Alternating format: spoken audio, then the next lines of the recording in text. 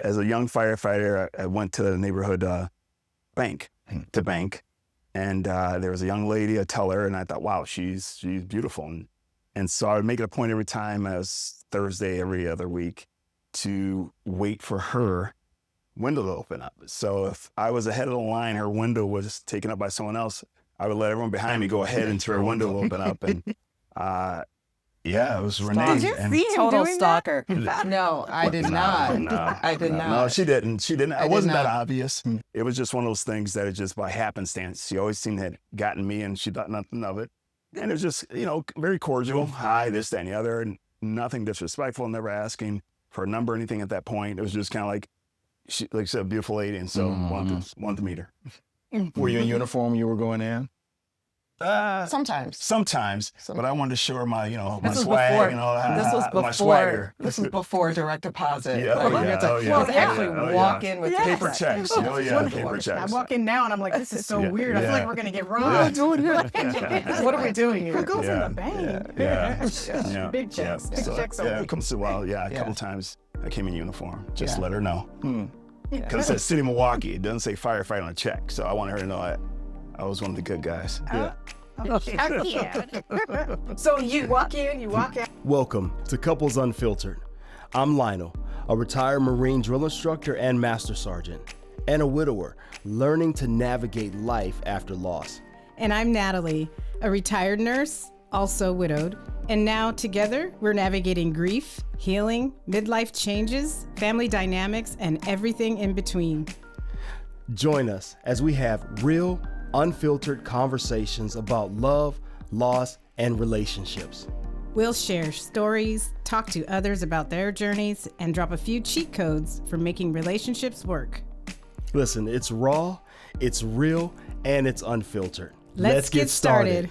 Welcome back. Thanks for being here with us. And I must say today, we have a hot episode. Just joking around. But I will say this. We are extremely excited to have this couple here. This is a relationship that's been going on for 20 plus years, and this relationship cannot be extinguished. And you'll see why I'm saying that. Please welcome to Couples Unfiltered, Gerard and Renee. Thanks for being here. Thanks for having us. Of course. Thanks for having us, for sure. So I'm being funny because we have Gerard, who is Fire Chief Washington here in the city of Vista, and the first Black firefighter, Black fire chief here in this city. I'm super inspired by you and by your story, and I'm inspired by your relationship. I'm very happy to have you guys here. So Again, thanks for having us. No, absolutely. Looking forward to diving in. Well, we've been thinking about interviewing you guys for a while, but our recent interaction was when we had the Juneteenth, and we did the festival in San Marcos, and we needed the city of San Marcos to participate in, the the fire department, and some of the city council members. But we ran into you at a Boys and Girls Club event, and we were like, oh, wait a minute. We need to get Vista too. So we reached out, and you were so willing to help, and you brought all the trucks and all the guys and ladies, and just came to help, recruit. And it was just so amazing, the involvement. You guys just jumped in and didn't even hesitate, and we just really appreciate that. But we were also just so excited because of, obviously, the diversity in this county is, on this side of the county anyway, is a little less than, we're all kind of used to. And so when we see people who shine, we just want to be around them. So it was great, and we appreciate that. So we love the city of Vista and the fire department of Vista, and we appreciate the support, and I just wanted to get that out there. Thank you. So we don't have to talk about Juneteenth. Fair enough. You got to talk to the camera. No, I'm talking to you. Because it's so important that we are bringing our podcast, Couples Unfiltered, to the Oval Theater in downtown Vista. For me, we had our first date in Vista. We did? We did. we had our first date in Vista. We lived together in Vista. We used to take hikes in Vista. Vista means a lot to me. Even though we live in San Marcos, Vista still has a very special place in my heart, because that's where I found you. Well, we also started our podcast in Vista. We did. So, Couples Unfiltered, we are live. We're doing something different. We are going to come out of the studio and we're going to host a game night in downtown at the Avo Unplugged. Yeah. We're going to try to bring this theater back to life. We're going to open up these fantastic doors. We're going to bring in great people, wine, beer, laughter. What we do. What we do at our house is what we want to do here. Exactly. So let's come in, let's have a conversation, let's have fun with some couples to see who is the Avo's ultimate couple. Hang out with us on September 18th, right here. Yeah. The winner of this amazing game show, we won't spoil the surprise. Come and enjoy. Let's have a little healthy competition. September 18th from 5 to 7:30 p.m. For tickets and more information, go to avounplugged.com. And as couples, you know, we like to look for couples, especially couples of all races. But when we see couples of color, it's just like, oh my God, let's go. And you guys you're a beautiful couple. Thank And you. Yeah. Pillars of the community. So We try to be. Yeah, no, absolutely. Yeah. You're doing it. So when we have couples on, we like to start by asking the questions individually about where you came from and how you grew up in your family dynamic. Sure. So we'll start with you, Renee. Sure. So I am born and raised in Milwaukee, Wisconsin, nice and cold Wisconsin. My family I am one of three children. I've got two older brothers. We are first generation American. My parents are both from St. Lucia in the Caribbean, and really, you know, found their way to the States, right, via England, and then landed in New York City, and just thought, I can't raise kids in New York City, and ended up in Milwaukee, which is, you know, a great family place and family town. And they honestly were going to go back to St. Lucia and decided to stay because they really love Wisconsin. And so we grew up there, really, lots of family from the Caribbean then came to visit and ended up staying. So we had a small St. Lucian community within Wisconsin. So within that, really we're raised there and completed school there. And, you know, my family is a very close-knit family. We tend to always party together and have gatherings together, which she found out very quickly, right? Love is spoken through food and family gatherings and things like that, not necessarily "I love you" out loud. But yeah, so you know, that kind of brought me to my place, and met this one here when I was about 24. Poor you. Now, were you done with school? Had you gone to college? And then... So I did. I worked for a little bit before I went to college because I didn't know I wanted to be a nurse, and then I quickly realized I do not want to be a nurse. And then went to, you know, worked a little bit, and then went back to business school. Okay. So, yeah. Okay. So For me, born and raised in the city of Milwaukee, just like Renee. I came, my mom was 15 when she had me, oldest of three. I lost my father when I was 2, he was killed. And so grew up in a household it was kind of tough. You know, certain things didn't have. My mom was a visionary, sent me to a school where everyone didn't look like me. So I had to learn to navigate the world and how to make it work. And, you know, a little rebellious, you know, lashed out, was upset in the environment I was in. I really didn't try too hard in school. You know, I did just enough. As teachers say, you won't be able to charm your way through life, Mr. Washington. And I thought that was a personal challenge, and I was up for it. But it was one of those where in the inner city of Milwaukee, I had friends and family, and back then everyone owned their homes, so we're a close-knit group. We were all held accountable as young boys and young kids in the community by the village, you know, and which was a big deal, and which I miss very much because it was just such an amazing time. And so many of our generations have missed out on that. But it was where I knew early on I wanted to go into helping people. And it was definitely the fire department. I would visit the fire department when I was little. And again, no one looked like me, but they were very encouraging. And hey, stay out of trouble and get good grades. You can become a firefighter. And after graduating from high school, went in to take the exam. And, you know, I don't share with many people, but I almost didn't take it because I was intimidated by the number of people that took it. And between 8,000 to 10,000 people over several days. And you have people wearing baseball caps that says Chicago Fire, Boston, New York. And here I am with no background in firefighting at all, thinking, oh boy. And just as I'm ready to get on my seat, here comes the proctor and locked everything down. And I was very blessed to be able to be successful and get on Milwaukee Fire Department. Yeah. Well, the two major things. One, television lies. I grew up watching Happy Days. And I don't think I ever saw a black person on Happy Days. So this is right. When he said Milwaukee, I was like, that's the first thing I think of. Is You're right. Yeah, Happy Days. Wow. What are they saying? I don't know. That's the That's spin-off show. Yeah, yeah. That's a spin-off show. But that is a spin-off. Yeah. Yep, it sure is. Yeah, there go the Fonz, and all that. Yeah, right. Everybody wanted to be I know. That's I had leather jacket aspirations from very young because of that show. Trying to comb my hair back. You do it, but it ain't going back. There's that.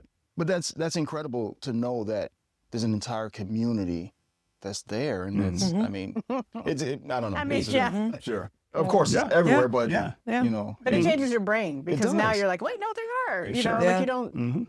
That makes you want to travel the country. That makes you want to get into an RV and just let me go see what's out there. Sure, So, and that's fair. That's you don't know what you don't know until you get out there and see with your own eyes. And the people that are not familiar with Milwaukee don't realize that Milwaukee proper is more, I would say, diverse than probably anywhere else in the state of Wisconsin. Oh, wow. Oh, absolutely. So, yeah, people come out there and go, oh my gosh, there are black people out here. But it's true. It's true. And the same thing you felt when you went in to take the test. As you were saying that, I was thinking about when I went to join the Marine Corps. Knew nothing about the Marine Corps. And you see everybody, they got Marine Corps caps, they got tattoos already. Yeah. And I'm just like, am I in the right place here? Sure. Absolutely. Right place. Yeah. Is this the right place for me? No. Very true. Very true. Now, we talked previously, and you said that you were a bit of a loner. Kind of just going to restaurants by yourself and, just showing your whatever that weekend. Kind of met. Well, he found her first. Yeah, right? Tell us that story. Yes. Actually, as a young firefighter, I went to the neighborhood bank to bank, and there was a young lady, a teller, and I thought, wow, she's beautiful, and so I would make it a point every time, as Thursday every other week, to wait for her window to open up. So if I was ahead of the line, her window was taken up by someone else, I would let everyone behind me go ahead until her window would open up. And it was Renee. Did you see him Total doing stalker. No, I did not. I did not. No, she didn't. It wasn't that not. obvious. It was just one of those things that it just by happenstance. She always seemed to have gotten me, and she thought nothing of it. And it was just, very cordial. Hi, this, that, and the other, and nothing disrespectful, never asking for a number or anything at that point. It was just kind of like, like I said, a beautiful lady, and so wanted to meet her. Were you in uniform when you were going in?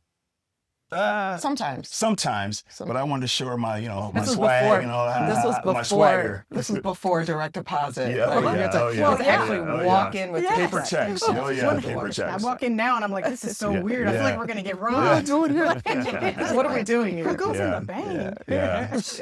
Big checks. It comes to a couple times I came in uniform. Just let her know. Because it says City of Milwaukee. It doesn't say firefighter on a check. So I wanted her to know I was one of the good guys. So you walk in, you walk out, you never say anything to her. So what happens after that? Actually, kind of alluded to it, being a loner.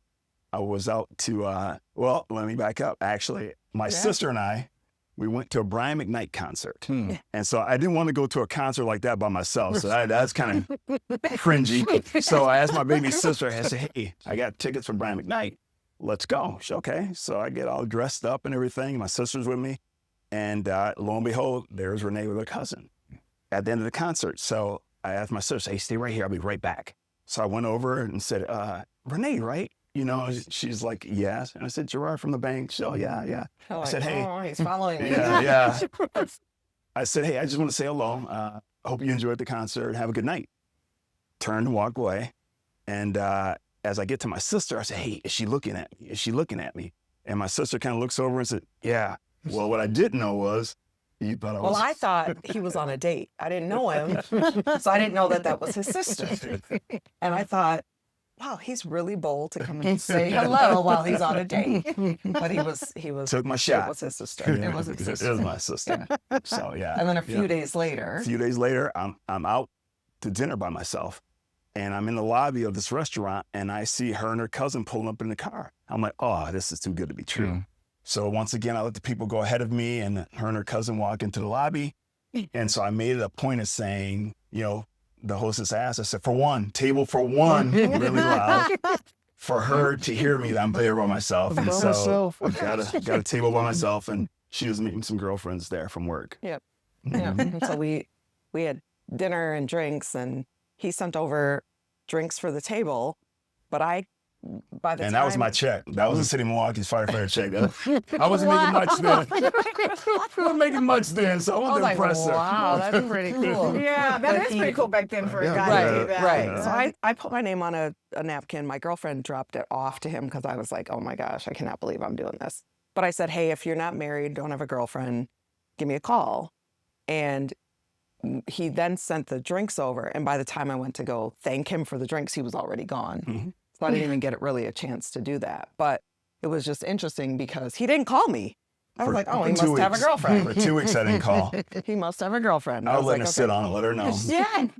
Let her He's know. very strategic. Yeah, absolutely. That's like this guy. They play chess, not checkers. I'm like, what is happening? Absolutely. Like, I guess. Get you interested, get you knowing there's a Yes. mystery. Yes. It makes you like, let me solve this mystery. Yeah, because they're all falling all over Renee back in the day, boy, and even to this day. So So he finally called me and said, hey, I'm in the firehouse. And I'm like, oh, he's a firefighter. So then he asked me out, and we ended up going out. So, So at that point, you're a firefighter. That is your title. Mm-hmm. And so were you already in your mind, like on your road to climb the ladder in your mind, or were like you that? Climb the ladder. She got you on that one. She beat you on that one. Mom jokes now, right? So yes, I had an idea what I wanted to do, and it was just to learn my boss's job. That was always my objective. And not only that, but to be the best firefighter in the city of Milwaukee. And, when you say it out there and put it out there, some people believe that's being cocky. It wasn't that. It was me challenging myself and putting it out there. People remember what you said, right? Mm-hmm. And so it was making sure that classes that I would take, just wanting to learn. There, it was a lot of off duty on my time, my dime, the whole nine. It was just wanting to be the best. Yeah. Well, I think about like where you were in your mind at that time, being focused, and you seem very goal driven. And like you said, you were a loner because whatever it makes you confident enough to go in a restaurant, eat by yourself. That's usually something that happens in your like 50s and 60s. Right. That's not an average thing for somebody that Yeah. age. Mm-hmm. So what was your idea about meeting her? Was relationship on your mind, or were you just like stunned by the fact that somebody could infiltrate your academic brain or whatever you want to call it? That's and a great then question. did you have plans on like continuing the relationship, or did it interfere with your relationship at all? No, that's a great question. It was just something about her that was different. When we went on dates, it was literally being best friends, and it was just an instant like connection, and it was just enjoy a lot of the same things. And so then it became like, well, let's hang out. And so she invited me over to her parents' house, and this is the middle afternoon on the weekend. And it was cars everywhere on this block. And I'm like, I got nowhere to park. So I ended up parking like a block and a half away. And I'm like, man, what's going on? Walking up to her parents' place, I could hear music, and it was blaring. I'm like, what is going on? I get to their house, the garage door is open, and it's people everywhere, music blaring, drinking, food, this, that, and the other. And it struck me, it hit home for me because that's what I remember as a kid growing up, and just instant, being embraced by our family. I never felt like an outsider. I mean, so much so that as we got more serious into dating, I would go by our parents' house, let myself in. The front door was either open, or if it was locked, the front door was locked. I knew the side door, was open. Middle of winter, I would start a fire for the family and everything. Go figure, I'm starting a fire in the fireplace. And, I was ordering like food from the food truck for them and all those things. And so it was just, real quick here, what was funny, I knew I was at home. One of her brothers lived in Illinois. And so he had come up and, she wanted me to meet certain family members. That was important for her, which I totally respect. And so I meet her brother, Junior, he's Patrick Jr., and he looks like a real life He-Man doll. I mean, his brother is ripped. And it's her older brother. And I've heard stories. They're very protective of their baby sister. And so we're kind of sitting around in the kitchen and in the Caribbean, I guess recipes or menus, whatever, they love cashews. Cashew nuts all the time. It's a big thing. It's a huge thing. Cashew trees. Yeah. And so they'll pick them and roast them. And so it's just it's just kind of a weird. Yeah, but it's one of their little snacks, their favorites. But yeah. And so they would buy them from the grocery stores and things. So I knew where they were because I started liking them because of her family. And so her brother says, hey, where's the cashews and that? He's not asking me. And I tell him, hey, bottom drawer on the left there. And all of a sudden he looked like, well, who are you? And nowhere. What is happening right now? So that's how I knew I was home. I knew where things were in the house. Yeah.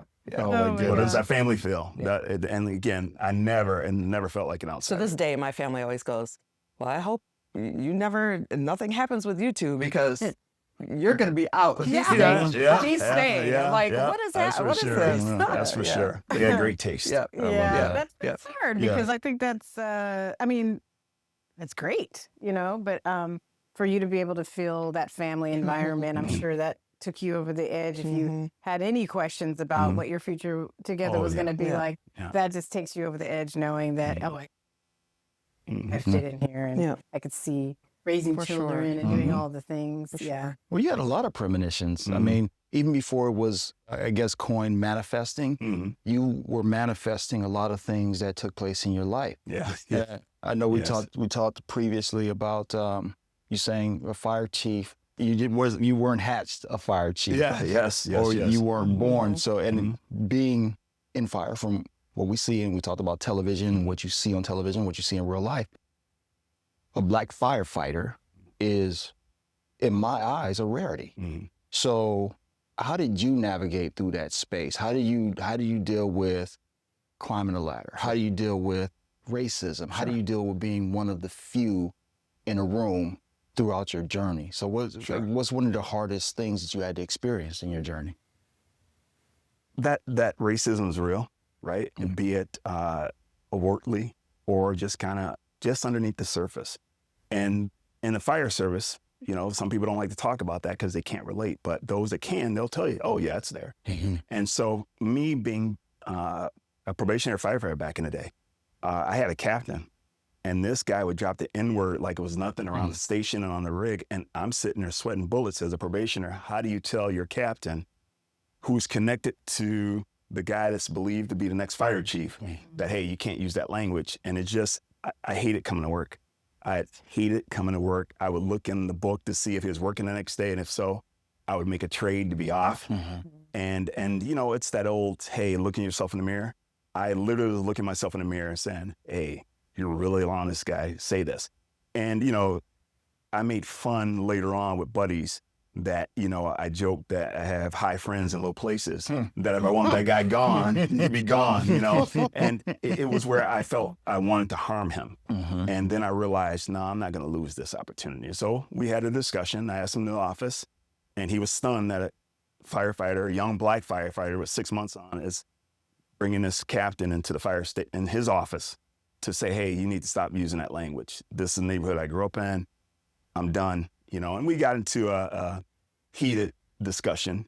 But after that, I had no more problems. Actually, he became a fan. He said, I was just testing you. if you don't make at least battalion chief in your career, you did something wrong. And I just, he was an amazing firefighter, no doubt about it, but supervisor and manager, he was not. But that motivated me to the point of, if I ever got into position to make a difference, I would never allow someone to hate this job, which gives so much to me and my family, that they didn't want to come to work because of a person, not because of the workload or anything. It's a person. Yeah. We can't allow that. Yeah, given that somebody has too much power. Yeah. So Right. it was just With kind a of, negative influence, right? knowing the game, knowing the players, Yeah. and knowing the rules. And you just climbed beating that them at it. ladder, so You climbed the ladder very yeah, fast. yes, Like you yeah, didn't sit yeah. in a position for too long before No, you made it up no, top. And then yeah. you guys, where did you end up? Where did you end in Milwaukee? In Milwaukee, I ended assistant fire chief. And Okay. so Milwaukee, for the first time in its history, went outside to get a fire chief. And I was a battalion chief at the time. And so this gentleman came from Omaha, Nebraska. And he had heard about me. And the previous fire chief and I didn't see eye to eye, but that was neither here nor there. But he brought me up and says, hey, I was told basically get you ready to be fire chief. And I chuckled and says, you think I want to be fire chief here? I said, I'm with you. I'm your guy, but I'm not interested in that. So I was promoted very young. Yeah. I made assistant chief by the time I was 40, which is unheard of. So. Yeah, that's pretty awesome. So, Renee, Dr. Washington. Yes. Thank you. Thank you. Thank you. Thank you. Congratulations. Can you take my blood pressure? Not that type of doctor. This is Couples Unfiltered. So. Not those type of doctors. Cameras off. So your parents were born in St. Lucia. You grew up with a different background than Gerard. Do you think that blending those worlds together kind of strengthened your relationship in some way? I think so, for sure. We often, it's funny because he talks a lot about like how my family was and, we accepted him, but I always think about it the opposite way as well. He accepted us, right? I heard, in my neighborhood and with friends, your family is so different. Like, they may not be making, I don't know, hot dogs and fries for dinner. They might be making, codfish or what we would call bacalao or something different. And my friends would be like, I don't want to eat that. Like, that's a little different. So he also was very accepting of our culture and who we were as well, right? So Especially the rum. There's something about Caribbean rum. Yes, I've actually heard that. It's different. Yeah. But it was, I think we just, I don't know, there was something about our friendship that just worked. Right? We were always really honest with each other. He's my biggest fan. And I'm his biggest critic. Yep, So- absolutely. So That is so true. That is so true. So it works. Yeah, It works. it We always works. joke because he honestly, I could have never gotten through my doctorate program without him because he was the one that was like, you got this, don't let, right? And I'm like, oh my gosh, I can't write anymore. I can't do this. And he'd be like, you got this. You know what? Go take a break. Let's go have some wine, whatever. And you come back and let's, right? And you get back in. Whereas I am the polar opposite with him. And I go, what do you mean you're not going up for that promotion? Like, get in there. Like, what, whatever. But I would also go, don't embarrass our family. Like, and he'd be like, what? Like, what? And she's not right? kidding. And I'm not kidding because we're just different that way in how we motivate. Right? And the way she said, don't embarrass the family is because she wouldn't see me studying. And there's a difference. I had been preparing for those promotions for years.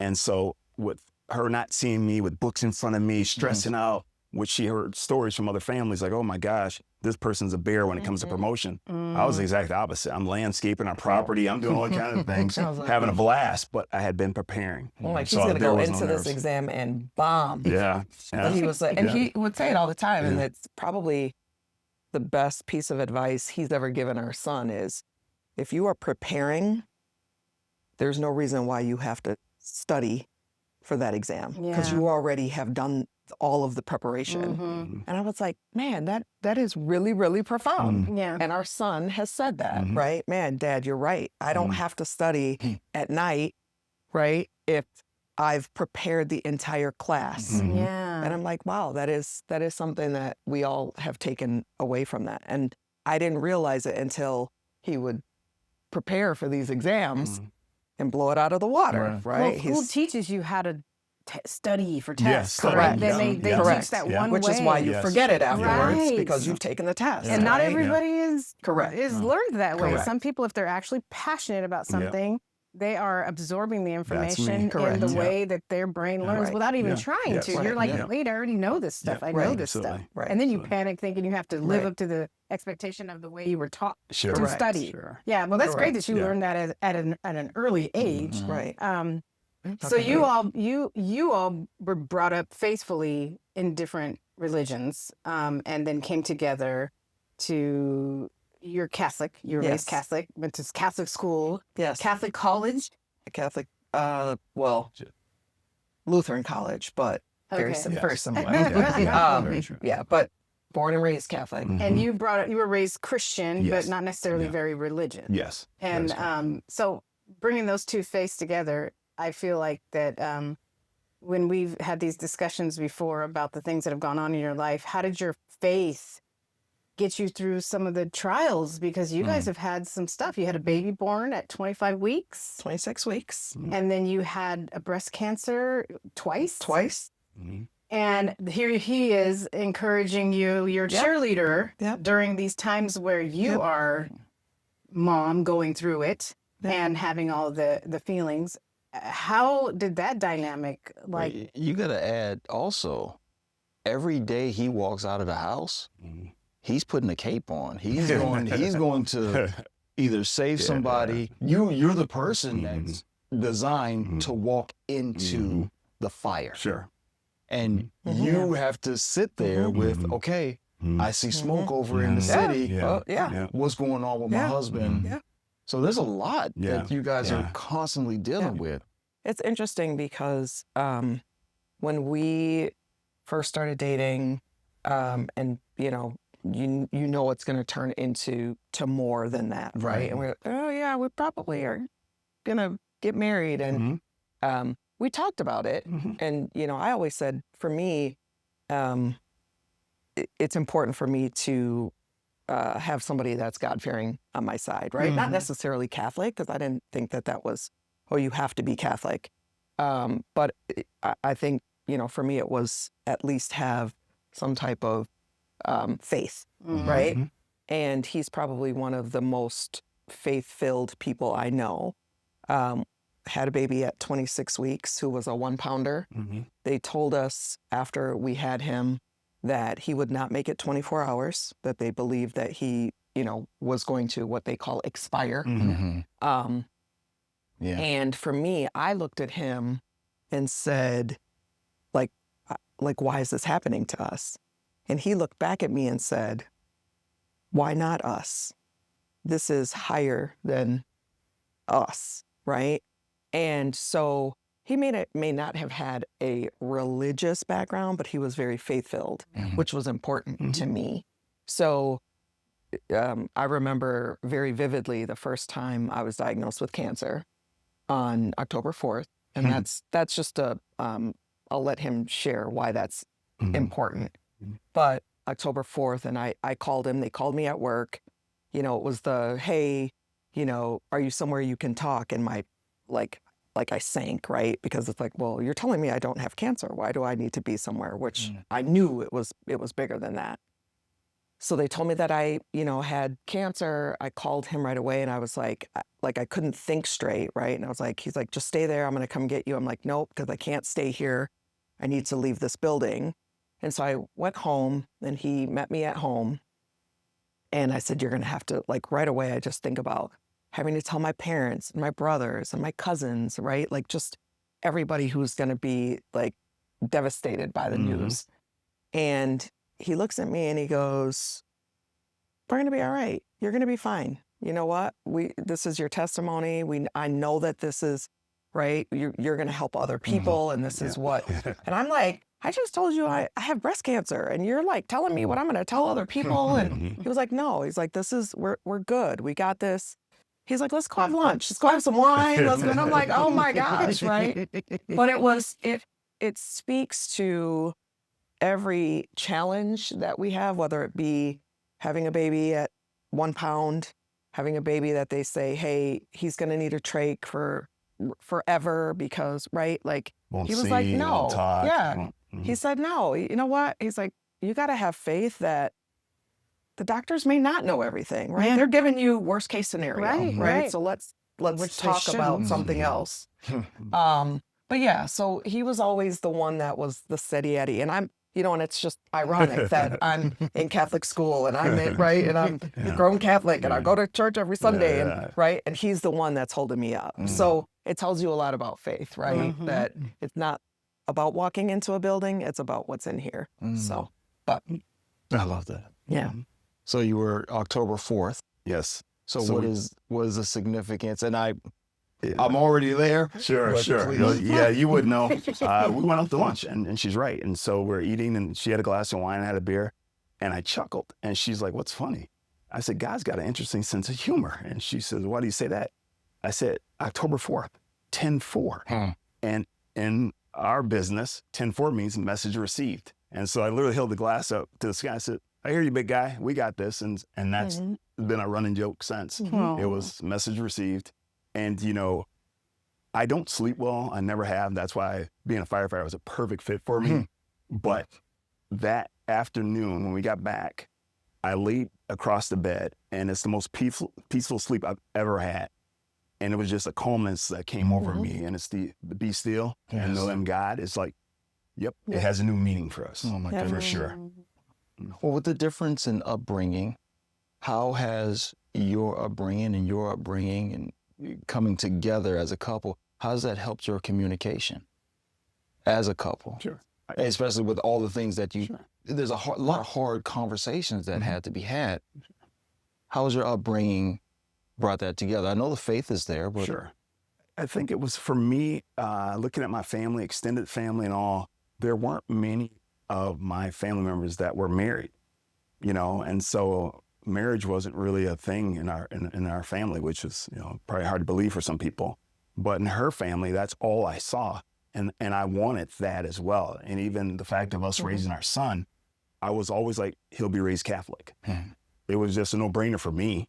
And it was mapping that out. And so it was just being friends and just having those conversations. And after she left the bank, she became a flight attendant and was a flight attendant for about 7 years. And I was a firefighter. So with that, there were times we wouldn't see each other 2 or 3 weeks. Oh, wow. And so when we saw each other, we didn't waste any time as far as like having a good time and not letting petty stuff bother us. And, we were always open in that. I'll tell you about the wedding, preparing for the wedding. It was having rules. You always hear about these horror stories about wedding and how stressful. And for us, it wasn't, because I said, hey, here's the deal. 2 hours a day, we'll talk about the wedding. After that, we shut it down to the next day. And so it was one of those that she had to get everything out within 2 hours. And if she didn't, we waited till the next day. And it was just, hey, you know what?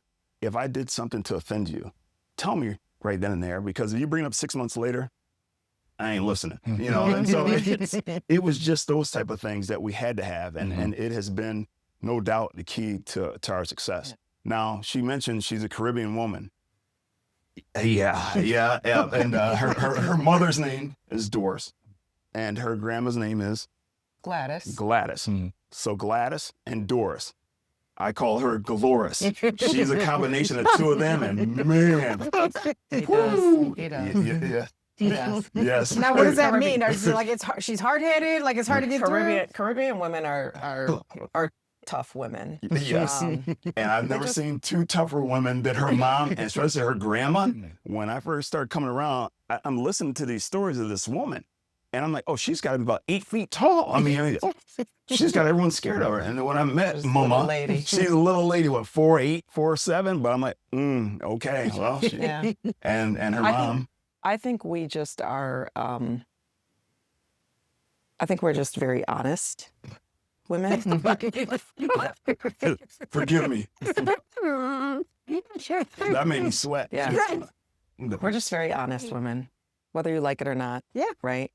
And our son, Aiden, also will say, yeah, Dad. He looks at him and he goes, Dad, you're stuck with her. He goes, no, you're stuck with her. He's like, I'm just married to her.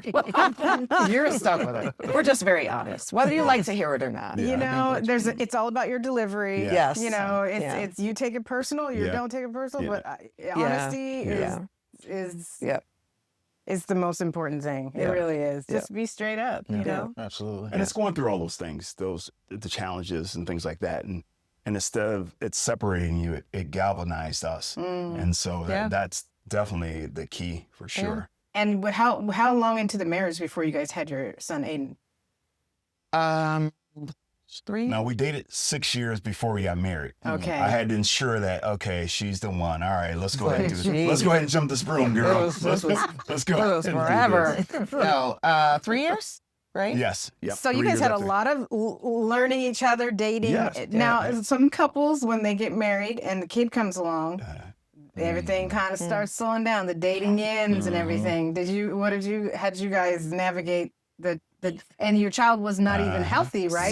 So interestingly enough, we only had certain people that could watch Aiden because they had to be certified in trach care, right? Because he coded a couple times, right? So he had a trach, so whoever watched him had to know how to take care of a trach. So we had a few people in the family that could watch him, my mom being one. Yep. And so people were like, can't believe you guys are going on vacation, the two of us, because we still had to be good, right? Aiden, we know, is taken care of, but if we don't take care of each other, right, we don't want to be, he's 20 and out of the house, and now we're looking at each other like, we don't know each other. So we were very focused on making sure that we had time together. And that was intentional. That was I was going to say, did you have encouragement from other people? How'd you know that? That was just us. It was just always, hence why we even waited to have Eden. I mean, we traveled, we kicked it. I mean, we had a blast. And so it was, okay, we're going to go for this. And so it was, even when he was sick, he didn't come home from the hospital for 5 months. So he was literally in the hospital for 5 months, and we couldn't bring him home. And then when we brought him home, it was one of those things that it was just second nature for us. I mean, I would kangaroo with him and things like that, and clean out suction his trach. And it was never like, woe is me. It was like, okay, we just got to take a couple extra bags when we go out to dinner or family functions and things like that. But we also knew that, like I said, we love to travel. And so, all right, let's go. You know, he's good. Yeah, a lot of couples, I mean, almost all the couples, we know, I was that couple. Once the kids come, it's like you're so stressed out with trying to figure them out that you don't have time for any feel-goods. Feel-goods are part of the relationship. And that's the worst mistake people make, is that they don't covet the relationship. They don't still date each other. They forget who they were before the kids came along. Now, selfishly, I will say that when you have an EMT in your home and has and someone who has, done CPR and, taken care of people and kids and crashes, and you do have a little bit of a sense of relief, right? Because I knew that, if my kid was bleeding, I'm probably not the one to, for him to Dr. Washington?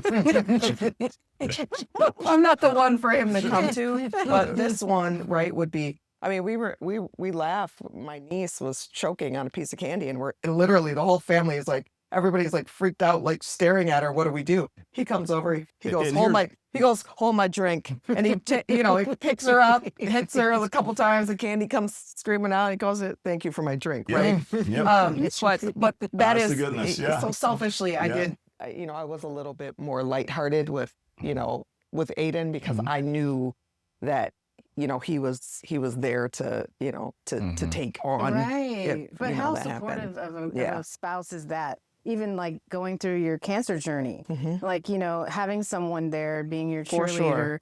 I'm sure you got to points where you were probably absolutely over it. Yep. And all the treatment and everything. And probably wanted to quit. And I was halfway through chemo.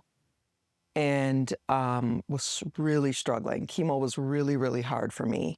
Couldn't keep anything in. I was struggling, very, very weak. And I remember saying to him, "Oh, my next treatment, I'm gonna let him know I'm done. I'm not doing this." And he was like, "Okay, hold on a minute. Wait a minute before you start making any demands, right?" And I remember just crying, like, "I can't do this. I can't do this." And he was just like, "Yeah, cry, scream. We're gonna, all right, whatever. And when you're done, we're gonna go finish your treatment." Right? And it was like, okay, I guess, right? And that's what I needed at the time was just someone not to say, "Hey, you can't do this," or "You can't." He was just like, "Yep, we're gonna sit with you. You're gonna like," right? Right. But you forget even as you're going through treatment that I have the cancer, but my son and my husband are also going through the treatment. Right. They're also going through this big, change in our lives. And he just, he was the steady for sure. Well, what's interesting is that, as I said, he was going to be raised Catholic, and there was, as I'm sitting next to his isolette, right, where they had to cover with a blanket. It's dark. He can't have light because it would his skin was paper thin, his ears fused, his eyes still, because he's 26 weeks.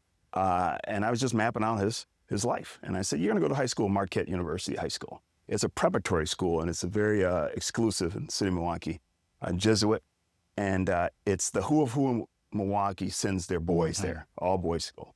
And I was saying in his isolette that he was going to go there. And so I had purposely positioned myself over the years to be in Marquette's purview, right? To be in their sphere of just community engagement and things like that. And it came time to apply for Marquette. And so we did it. And I was in my office and I see a phone number and I'm like, "Oh, I know what that is." So I stood up and I said, "Yeah." I say, "Hey, Gerard Washington." "Yeah." I said, "So this is Marquette University High School. I was calling to congratulate you. Aiden's been accepted." Now I'm looking out of my office window, and I'm on the 3rd floor, and I'm bawling.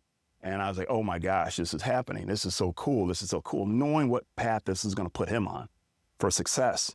So I get home and I tell Renee, "Oh man," I said, "Yeah, I was crying in the office. I couldn't believe it." She looked at me. She says, "Wait, what? You were crying?" Cry when I told you I had cancer. Like, what do you mean? Yeah, that's exactly it. Yeah, that was it. She was like, "Are you kidding me? You didn't cry when I told you you had cancer, but you cried fast." It was just one of those moments. It Well, was it's surreal. also the premonition. Exactly, Something- exactly. It means Yes. so much more than him just going to school. It So means that he true. passed through all the So true. medical flying Yeah. tests, Oh my gosh, with yes. colors, Yes. and that he's healthy and that he made it. Yeah. And this Absolutely. moment that you've been Yeah. thinking about is Yeah. here. Yeah. So much Absolutely. more than that. Absolutely. Yep. Yeah. For sure. So, Yeah. for sure. It was blessed. And so actually, while she was going through her chemo, I didn't tell her when I went home that I got the phone call. They wanted to surprise Aiden and her by having the mascot and the admissions person come to the house. Now, it's winter in Wisconsin. This happens to be the coldest day that winter. And so I'm in the house with Renee and Aiden. And prior to this, knowing that she's going through chemo and her concern about losing her hair, I went in and cut all my hair off and then came out and said, "You want to own this or you want to own this?" And so cut her hair off, and our son Aiden, I cut his off. So you got 3 bald heads in the Washington household. So it's in the middle of winter. The doorbell rings, and I say, "Aiden, grab the door," knowing that it's them.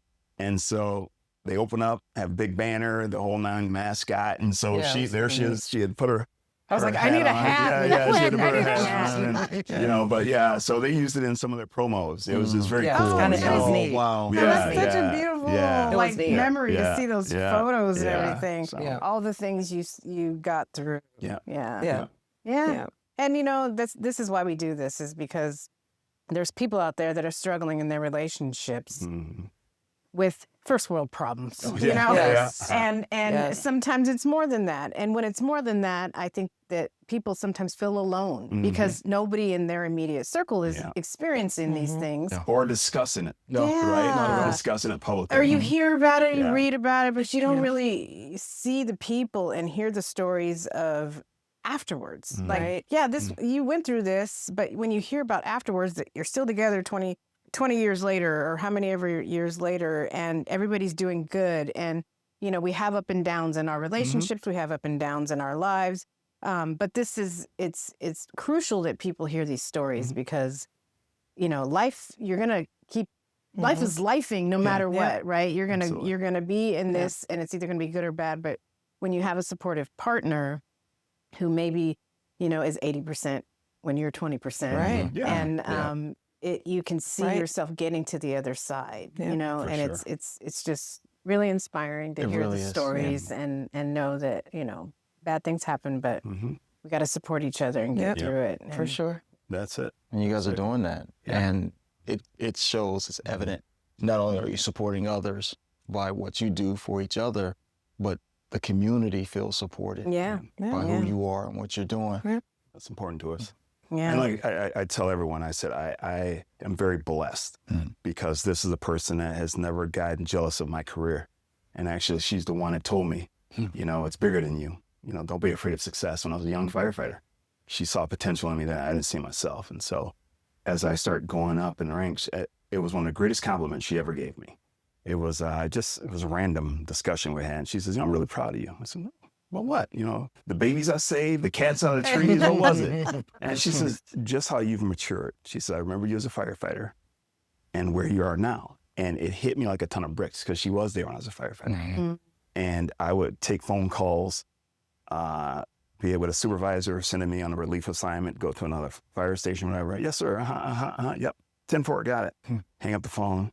I would drop F-bombs if he's an idiot, this, that, and the other. And it just became that maturation of as I moved up, either you're part of the solution or you are the problem. And so I really embraced that. And then her HR background, as I started to elevate in the profession, truly helped me understand the business side of the fire service. And it is a business. And I know it's unsexy for a fire chief to say that. And I'm sure some of my fellows and women hear me say this and they're like, oh, but it is. That's the only way you can run this is to handle it like a business. Absolutely. Yeah. Well, it's business. We talk about the business of marriage. When you got married, take us back. Did you say your own vows? Did you write vows? You use the traditional vows? And if so, today, after 24 years of marriage, what would you change or add? So You see, I did that. Let her go first. I've learned. So Rolled up papers over the years. What it wears on you.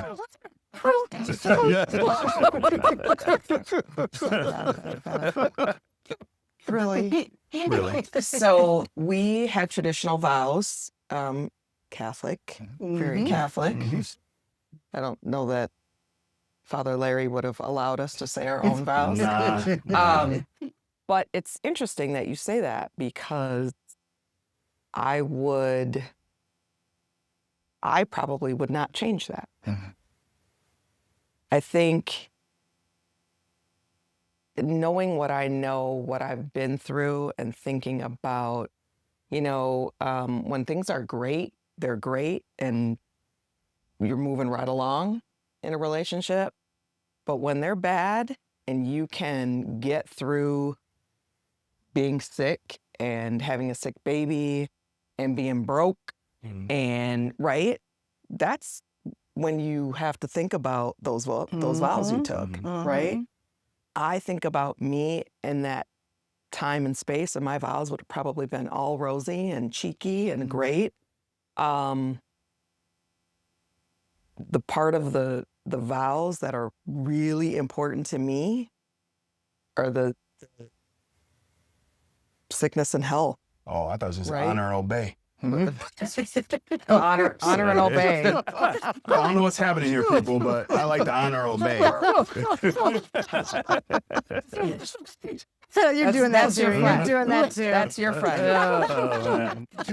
What does the hierarchy look like now? Because you got chief and doctor. So you know how it goes. Down of that matter. Even as fire chief, and no disrespect to my boss, City Manager John Conley, that's who my boss is. So it's always a rank above. So as fire chief, it's the city manager. So she's like the city manager in our household. Yeah. This is the general. I'll always be sergeant. There you go. Yep. Well, you guys are leaving a legacy of so many wonderful things in your family, for the community, and I know you know that, but Sometimes it's nice to hear it. Yes. So we are officially saying you guys are leaving a major legacy in Thank the you. city Thank of you. Vista, Thank you very much. Thank you. North County, Sure. and beyond. Thank you. And we'd love to, meet your son. And we understand he's sure. an Oh, yeah. amazing human, but Yeah. he's off doing his thing He's right off now. doing his schoolwork. Roll Tide. Well, after that last game. Never mind. Never mind. But is he swimming? Is he swimming? No, he swam competitively in high school. Okay. But no, he's not. Yeah. That's a whole nother story. that is, yeah. That's being born at 26 weeks and Yes. swimming competitively in Yes. high school. Yeah. Yeah. Yes. You got to question some people's Yes. Yeah. future For sure. Yeah. predictions For in the sure. medical Lung field. disease is what he was diagnosed with. He'll For never be sure. able to do certain sure. things. Yeah. Yeah. Breathe, let alone be a Yeah. swimmer. Yeah. Competitive swimmer. That's Yeah. crazy. Absolutely. Well, again, thank you both. No, thank you So both. Thank you This for is an having amazing us. platform. We really appreciate you all. Yeah. You're an amazing couple. Just as you've, what you said about us here, Dan, I say that tenfold. I mean, and being a new fire chief here in the city of Vista, I've heard of your names, and it was a pleasure to meet you and be a part of that Juneteenth and just everything that you bring to this community. Something like this is very new for us. And so it's been truly a blessing for our family Yep. to be able to say that we've broken bread with you and that, we're friends, soon to be family, and we Yes. appreciate that. Yes. Thank you so much. Thank you. So much. Yeah, it's a wonderful thing. Yeah. We love it. We love being here. Yeah, absolutely. We love that we can do this. And like we said, we want the people who shine to shine brightly for everyone to see. Yes, Yeah. absolutely. And for all of you you. out there, we greatly appreciate it. I'm gonna get off of here before I start tearing up. Strategic planning and a solid foundation based under faith and love, it matters. It matters. So for all of you out there, thank you for joining us. Thank you for continuing to be with us. Continue to like, follow, and subscribe. And continue to love.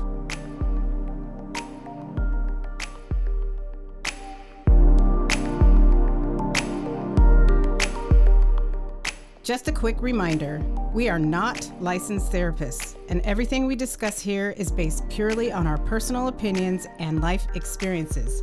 If you enjoyed this episode, please share it with a friend, and don't forget to subscribe so you'll never miss a future conversation. This podcast is brought to you in collaboration with A Different Day Radio Productions, a podcast network bringing radio to the modern age. It's recorded at the Film Hub in Vista, California, a creative, collaborative co-working environment. Thank you so much for tuning in.